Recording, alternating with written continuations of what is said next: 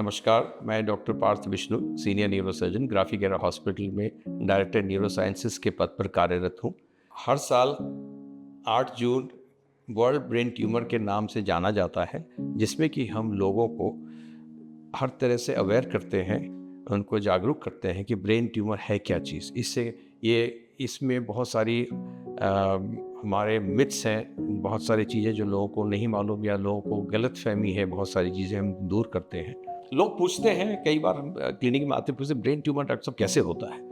Brain tumour actually देखा जाए अभी तक कोई कारण नहीं मालूम चला है, एग्ज़ैक्ट क्यों होता है, लेकिन बहुत सारी चीज़ें एसोसिएटेड है इसके साथ, जिसके साथ लिंक किया जाता है। फॉर एग्ज़ाम्पल जैसे जापान में जो न्यूक्लियर बॉम्ब गिरा था, उसके बाद देखा गया है उस हिरोशिमा जैसे शहर में, उनमें ब्रेन ट्यूमर की इंसिडेंस कुछ ज़्यादा मिली है, 6.5 टाइम्स दैन नॉर्मल पॉपुलेशन।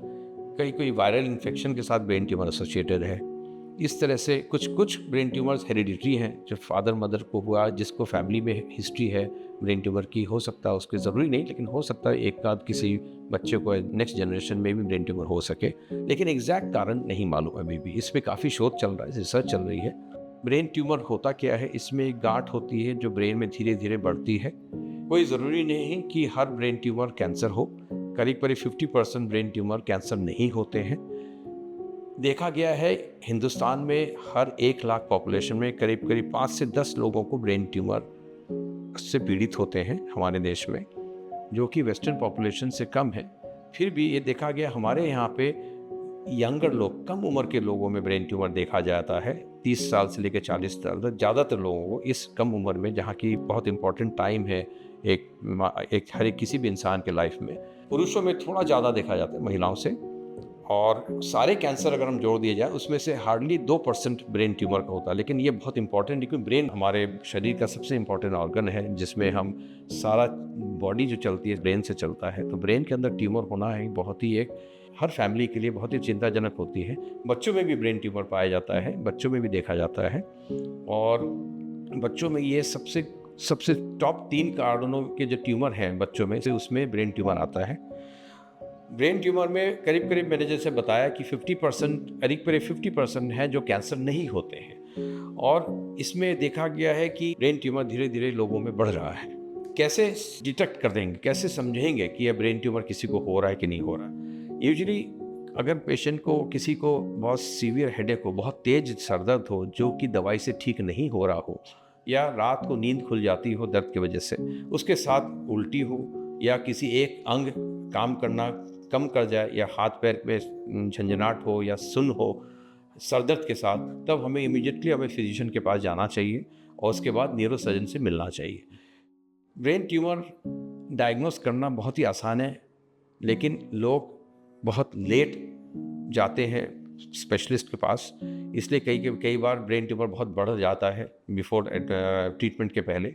तो ये ज़रूरी है कि ये सारे सिम्टम्स जब भी आएँ, या सर दर्द हो, किसी एक अंग में कमजोरी हो, या सुन्नपन हो, या सर दर्द के साथ उल्टी हो, या मिर्गी हो, कोई एडल्ट कोई भी आदमी 25 साल के बाद अगर मिर्गी हो तो उसको हमेशा ख्याल रखना चाहिए कि ब्रेन में कुछ समस्या हो सकती है।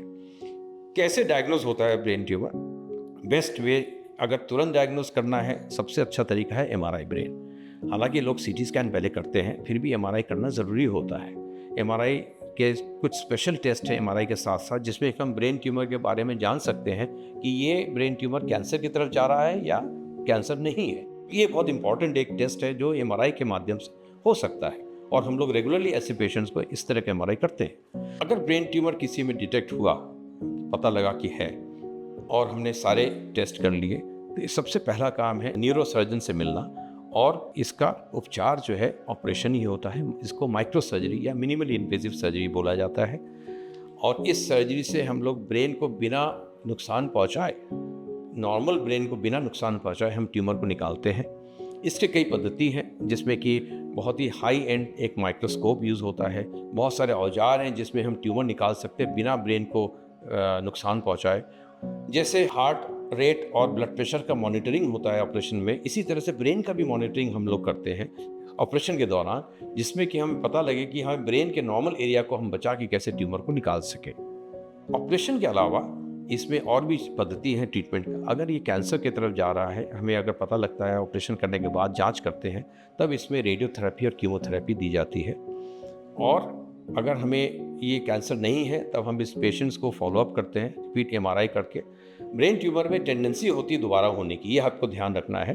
अगर जितना अच्छी सर्जरी होगी, जितना ज़्यादा ट्यूमर निकाला जाएगा, उतना ही कम चांस होगा दोबारा ब्रेन ट्यूमर होने का। और बच्चों में, बड़ों में, दोनों में बहुत सक्सेसफुली ये ऑपरेशन किए जा सकते हैं आजकल के नई तकनीकों के साथ। बहुत लोगों में ये सुनने में आता है, बहुत गलतफहमियाँ हैं कि एक बार ब्रेन ट्यूमर अगर किसी को डायग्नोज हुआ तो उसकी लाइफ अब ख़त्म हो गई। ऐसा नहीं है। इसकी वजह दो हैं। एक कि सारे ब्रेन ट्यूमर कैंसर नहीं होते हैं। बहुत सारे ब्रेन ट्यूमर जो है नॉन कैंसर्स होते हैं और नॉर्मल लाइफ हो सकती है, अगर प्रोवाइडेड वो बहुत अर्ली ट्रीटमेंट में आ जाए, बहुत जल्दी से जल्दी ट्रीटमेंट लें, उपचार करें और सारे ऑपरेशन अच्छे से हो जाए, तो ये इनकी नॉर्मल ज़िंदगी हो सकती है। दूसरी चीज़ है कि ब्रेन ट्यूमर के ऑपरेशन के बारे में भी बहुत सारी गलतफहमियां हैं कि ऑपरेशन होने से ब्रेन पंगु हो जाएगा, पैरालाइज हो जाएगा, बेहोश हो जाएगा, कभी वो कोमा में चला जाएगा। ऐसी बात नहीं है, क्योंकि जो टेक्निक्स यूज़ होते हैं आजकल, जिस तरह की नॉलेज है ब्रेन ट्यूमर के ऑपरेशन के बारे में, जिस तरह के औजार आ गए हैं, इसमें सेफ्टी प्रोफाइल काफ़ी बढ़ गई है ऑपरेशन की और बहुत सक्सेसफुली ऐसे काम हो रहे हैं। और जो ट्यूमर्स कैंसर है उनके लिए और भी अच्छे रेडियोथेरेपी के टेक्निक्स आ गए हैं, जो पुराने ज़माने के टेक्निक से काफ़ी अलग हैं, जिसमें कि हम फोकस रेडिएशन दे सकते हैं, रेडियो सर्जरी है, आईएमआरटी है, बहुत सारी अच्छे सर्जरीज। इसके अलावा भी बहुत सारे रेडियोथेरेपी टेक्निक्स हैं और कीमोथेरेपी भी है।